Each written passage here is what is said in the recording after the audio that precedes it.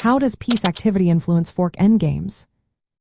Have you ever wondered how the activity of your pieces can change the game in the endgame phase? Let's break down how piece activity influences fork endgames and why it matters. In chess, a fork is when one piece attacks two or more enemy pieces at the same time. This tactic can be especially powerful in endgames, where the board is less crowded. First, let's talk about active pieces. In the endgame, having pieces that control important squares and can move freely is key. With fewer pieces on the board, each piece's activity level becomes more significant. An active piece can create fork opportunities that can help you win material or gain a better position. Rooks are often the stars of the endgame. They can move across open files and ranks, threatening multiple targets at once. For instance, a rook can fork an opponent's king and a pawn. This forces the king to move, allowing the rook to capture an important pawn. This is particularly important in rook and pawn endgames, where controlling open files is essential. Now, let's not forget about pawns. While they may seem slow, their activity increases as they advance.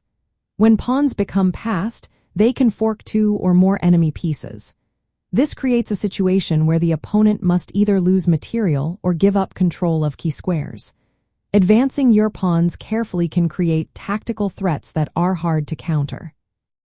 The king also plays a vital role in the endgame. With fewer threats on the board, the king becomes a strong attacking piece. An active king can sometimes execute forks by attacking to enemy pieces at once. This is especially true when the opponent's pieces are uncoordinated or poorly defended. However, it is important to balance the king's activity with safety.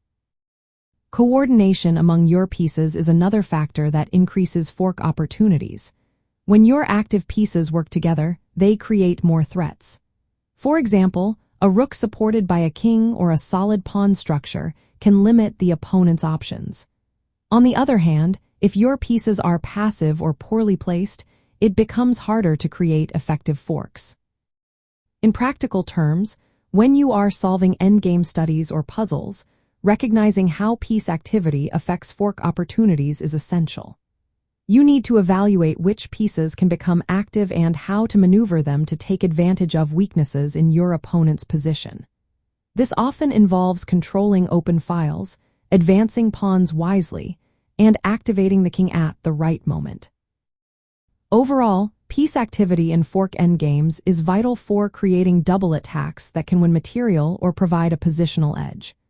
Active rooks, advancing pawns, and an engaged king all increase your chances of successful forks. Understanding this can significantly improve your endgame tactics and strategy.